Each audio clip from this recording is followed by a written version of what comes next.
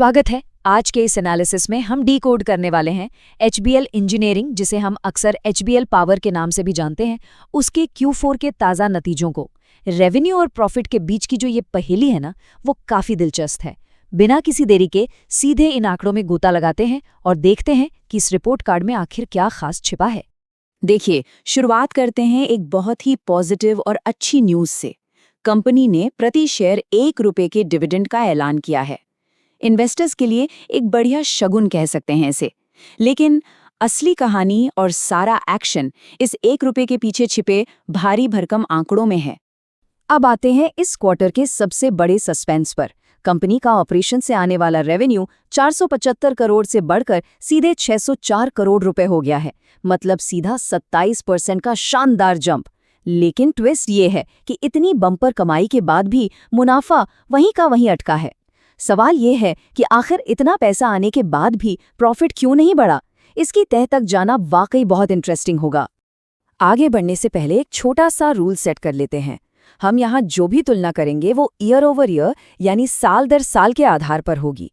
अगर हम इसे ठीक पिछले क्वार्टर से कंपेयर करें तो रेवेन्यू में एक्चुअल में 30% की गिरावट है। लेकिन इस बिजनेस के असली परफॉर्मेंस को नापने के लिए YOY ही सबसे सही और सटीक पैमाना है। क्यों? चलिए समझते हैं। अब आप सोच रहे होंगे कि साल दर साल तुलना ही क्यों जरूरी है। दरअसल एचबीएल का कोर बिजनेस इन 3 खास सेक्टर्स पर टिका है: बैटरी सिस्टम्स, रेलवे और डिफेंस। ये तीनों ही सेक्टर्स काफी साइक्लिकल हैं, यानी इनका काम और बिलिंग साल के किसी खास सीजन पर डिपेंड करता है। इसीलिए बिल्कुल पिछले साल के उसी सीजन से आज की तुलना करना ही इनकी ग्रोथ को नापने का एकदम साइंटिफिक और सही तरीका है। तो जब हम इस साल दर साल वाले लेंस से देखते हैं तो ये रेवेन्यू और प्रॉफिट का पैराडॉक्स और भी गहरा हो जाता है। टॉप लाइन यानी रेवेन्यू में तो 27% की सॉलिड ग्रोथ दिख रही है, लेकिन प्रॉफिट की ग्रोथ बिल्कुल फ्लैट है, 0। पिछले साल भी इसी तिमाही में मुनाफा बिल्कुल 52 करोड़ था और इस बार भी एकदम 52 करोड़ पर ही फ्रीज हो गया है। इस फ्लैट प्रॉफिट के पीछे का जो असली मुजरिम है वो है बेतहाशा बढ़ते हुए खर्चे। ये बिल्कुल ऐसा है जैसे आप गाड़ी तो फुल स्पीड में दौड़ा रहे हैं, लेकिन फ्यूल टैंक में एक बड़ा सा छेद है। जहां एक तरफ रेवेन्यू 27% बढ़ा, वहीं दूसरी तरफ खर्चे 410 करोड़ से सीधे 546 करोड़ पर पहुंच गए। मतलब खर्चों में 35% का भारी उछाल। खर्चों की इसी स्पीड ने रेवेन्यू की सारी एक्स्ट्रा ग्रोथ को निगल लिया।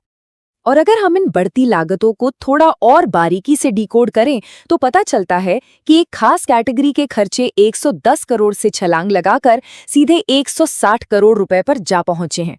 मतलब पूरे 50 करोड़ रुपए का सीधा डेंट। ये कोई छोटा मोटा अमाउंट नहीं है, इसने सीधा बॉटम लाइन पर जबरदस्त स्ट्राइक किया है। इस बेतहाशा खर्चे का सबसे बड़ा और शायद सबसे डरावना इम्पैक्ट पड़ा है कंपनी के मार्जिन पर। थोड़ा ध्यान दीजिएगा, पिछले साल इसी टाइम कंपनी का मार्जिन लगभग 25% के शानदार लेवल पर था, जो अब क्रैश होकर सिर्फ 8.61% पर आ गिरा है।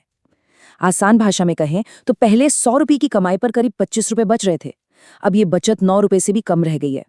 किसी भी बिजनेस के लिए ये एक बड़ा रेड फ्लैग होता है। खैर, इस भारी मार्जिन क्रैश और फ्लैट मुनाफे के बीच एक हल्की सी सिल्वर लाइनिंग भी है।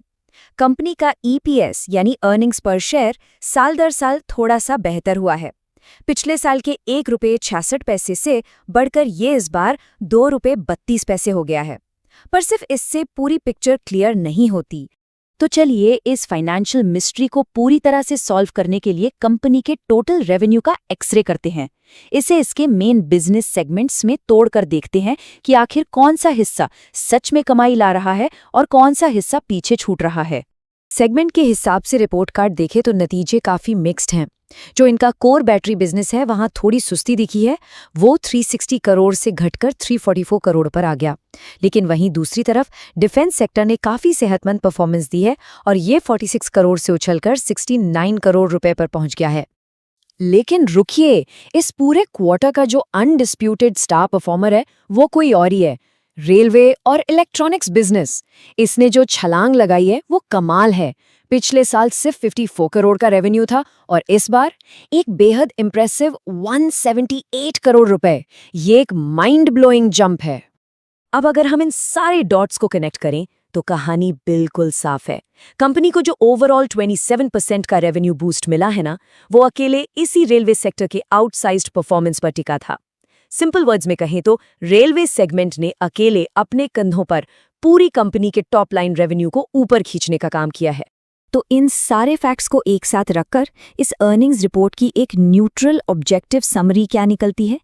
एक तरफ हमारे पास 27% का स्ट्रॉन्ग रेवेन्यू जंप है, जिसे बूमिंग रेलवे सेगमेंट से पूरी पावर मिल रही है। लेकिन दूसरी तरफ टेंशन वाली हकीकत ये भी है कि खर्चे रेवेन्यू की स्पीड को पछाड़ रहे हैं, प्रॉफिट बिल्कुल फ्लैट है और मार्जिन्स में गहरी सेंध लगी है। और इसी के साथ हम आज के इस एनालिसिस के सबसे बड़े और अहम सवाल पर आ जाते हैं। क्या फ्यूचर में रेलवे सेगमेंट की ये बुलेट ट्रेन लगातार बढ़ते हुए खर्चों की इस भारी भरकम मालगाड़ी को खींचने में कामयाब रहेगी? इस क्वार्टर के डेटा ने तो यकीनन सोचने पे मजबूर कर दिया है, और आने वाले समय में कंपनी इस बैलेंस को कैसे मैनेज करती है, ये देखना बेहद दिलचस्प होगा।